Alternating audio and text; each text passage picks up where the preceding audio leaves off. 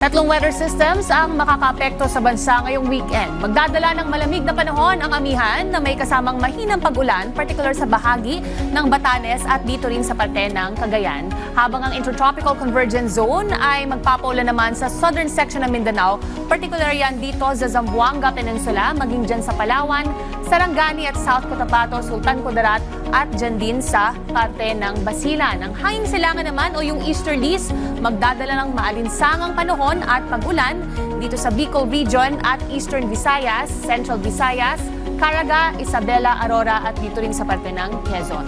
Ngayon, alamin natin ang temperatura na na-monitor kaninang umaga. Bumaba sa 15.8 degrees Celsius ang Baguio City, habang ang Malay-Balay, Bukidnon umaabot sa 18.6 degrees. Naglaro naman sa 19 to 20 degrees Celsius ang Kasiguran, Aurora at Tanay Rizal, at sa Basco, Batanes ay umabot naman sa 22 degrees Celsius kaninang madaling araw. Samantala, silipin naman natin ang panahon ngayong weekend sa ilang pang mga lungsod sa bansa.